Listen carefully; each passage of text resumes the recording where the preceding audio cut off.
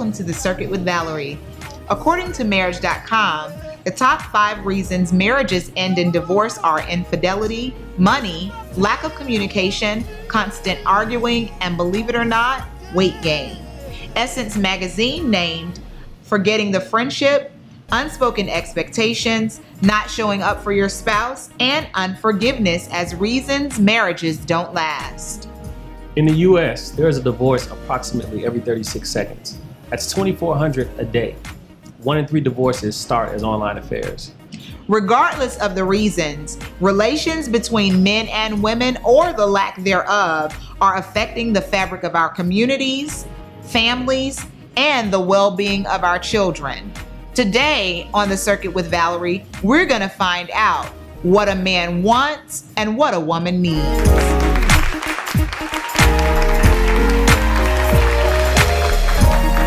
Welcome back to the Circuit with Valerie. We're talking about what a man wants, what a woman needs. So we're going to get into it right now.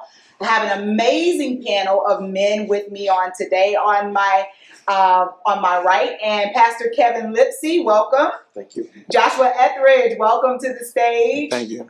Ronald Etheridge, welcome to the stage. Don't they look like Pleasure friends? to be here. Thank you. Thank you. And Michael Willams, welcome. So we're going to jump right into it now. My first question to you is, what are the top 3 things you look for in a woman? Anybody? Really? What? I was trying to, The first thing with me is a spiritual background, a relationship with God. That's most important. Okay. Number 2. Top 3. Top 3. Smart. Smart. And independent. Independent. Yes, independent. Okay. Anybody else want to jump in on that? Well, Valerie, I'm just going to be honest. The sister got to be fine. I'm just saying. She got to be fine. I'm just saying, you got to Okay. look good. You got to look good. The Bible says, "He that findeth." So if I'm looking, she has to be attractive to me. Once I get past all of that, of course, she has to have some sort of spiritual background. But more importantly, I think that her relationship with God is the most important thing. And number 3, again, I mean, we're getting back to that look thing. It has to be right. So looks are huge for you. Looks are very huge. Okay. Yeah. I would Go Go ahead. ahead. See, that's what happened. Go ahead. No, You you're got it, bro. Go ahead. Go. So it's all you. Go ahead. No, I would take it a step further. I would say attraction. I think attraction is more important than per se looks per se, because sometimes you can be attracted to someone and there's just like a genuine chemistry that's there, but they may not necessarily be the standard of beauty per se. But that attraction is something that you can't deny. And so I think that that's really important. Definitely top 3, spiritual background. Need Exactly. that. And in a wife, I want somebody that's really family oriented, and somebody that's really about family, about their husband, about their their parents, just really family oriented. Okay.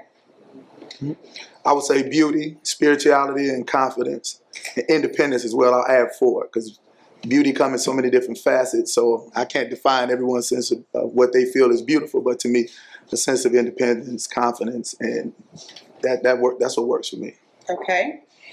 So, people are talking about gender roles a lot in relationships. And how important is that for you when defining your relationship? Do you believe in the sharing of domestic responsibilities? Or do you think that a woman should do all the cooking and cleaning, as Medea says? Or do you think that it should be shared? I definitely think it should be shared. A lot of things should be shared on the home front, even in the domestic roles. I mean, because a lot of times you can give a woman, a break. If she's the one that wants to take the lead in those areas, if she feels like the domestic thing is her piece, and then if you can come in and say, well, hey, babe, don't worry about that today. I got this. I can handle that. I can cook. I can do whatever.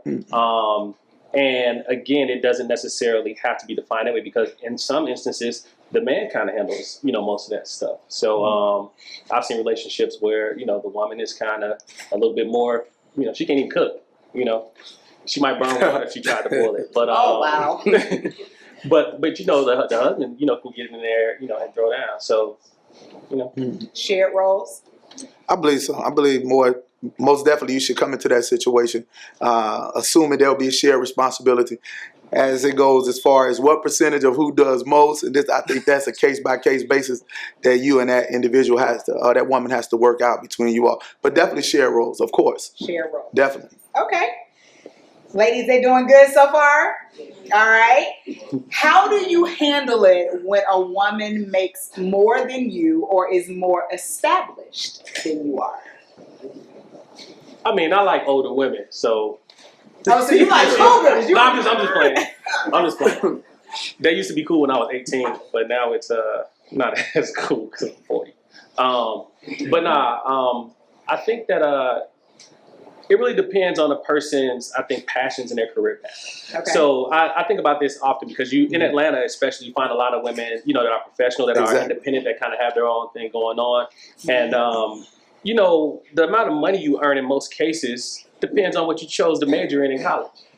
So if she chose to go to school because she wanted to be a lawyer and, she's earning six figures, but hey, I really just want to be a mechanical engineer. And, I might earn 70, 80 grand on average. She's going to earn more than me. So should, what I chose to do is my passion on my career path, should that really make me feel any type of way in a relationship or feel inferior to the lady? I mean, I don't think so. But I also think that the woman should not make the man feel inferior in those instances. Very good point.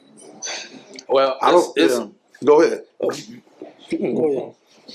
Yeah, I don't feel it's a problem. I don't feel it's a problem at all, depending on the amount of money she makes, because as long as you're in a position where that doesn't make her, that she can separate what she make her financial situation and position versus how you all have a relationship together.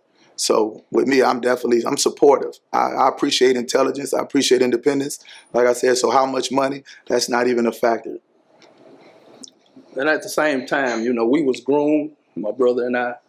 Obviously, it was a woman that always made more than ourselves, my mother, which provided for us. So when you grew up in a household to where your mother or your aunts, your grandparents, we didn't have anything. They prepared us. When it's time to go back to school, they bought the clothes. They bought our shoes. They dressed us.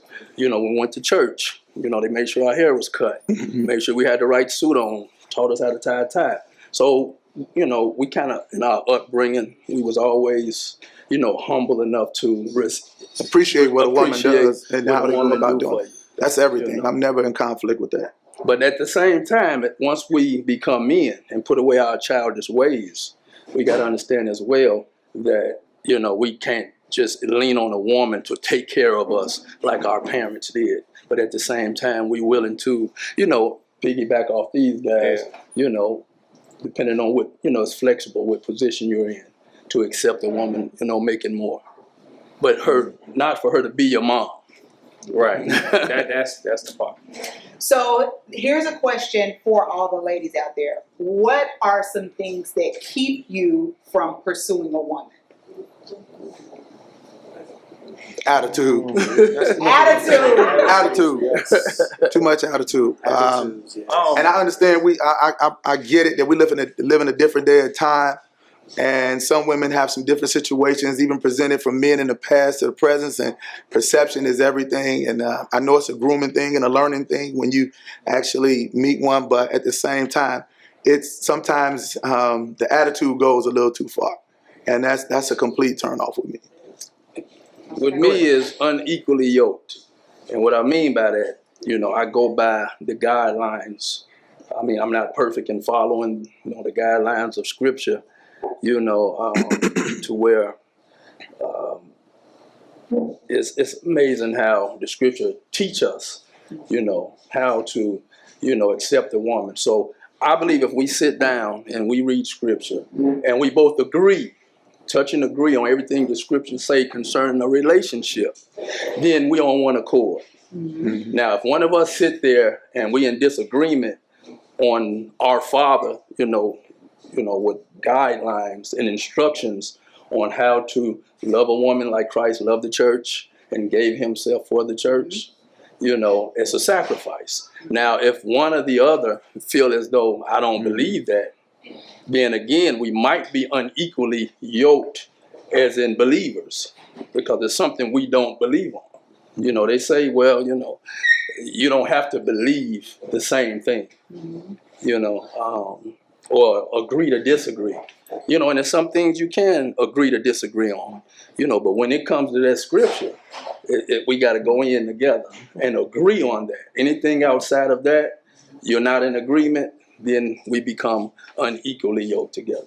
All right. I want to say, I want to go there. I think a woman has to present something worthy of pursuit. Mm-hmm. That will stop a man from pursuing you. If I, am at a point in my life where I live, just kind of an analogy. If I live in a 5-bedroom house, I'm not looking for a 3-bedroom house. You know what I mean? So my next move, I want it to be something bigger. If I'm at a point where I'm earning $80,000 as a mechanical engineer, I'm not looking for the $60,000 job. I'm looking for something better. So that's what's worthy of my pursuit, something better. And I think when a woman presents something that's worthy of pursuit, then a man will be willing to go after it. Worthy of pursuit. Ladies, are you worthy? Or are you presenting something worthy of pursuit? One more before we take a break, because it looks like we're going to be taking a break in a few moments. What are deal breakers for you? What's a deal breaker in a relationship? Smoking Newport. She's smoking Newport. I just can't do it. You can smoke some little weed if you get some weed, but if you got some cool 100s in the pack, I can't do it.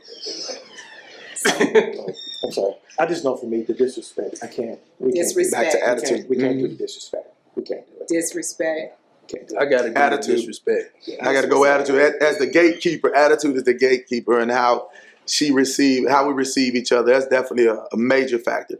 Immediately with an attitude, they're put in a different category, and everything that I wanted to establish from the beginning, regardless of how that was in the beginning, immediately now that has changed. So, Interesting. attitude. Attitude. We'll be right back after this. Valerie on the circuit. Playing music every day. Next week on the circuit with Valerie. I honestly think women are more about that kind of figuring out and finding out Exactly. about what that is as a prerequisite Exactly. before they get married to someone. So you're saying so. that women I'm saying want to women test out Yep. Women want to know what Exactly. you more working than with. men. Exactly, but they got to be prepared for the consequence. That's the thing. Don't hold me accountable if I no longer want to talk to you.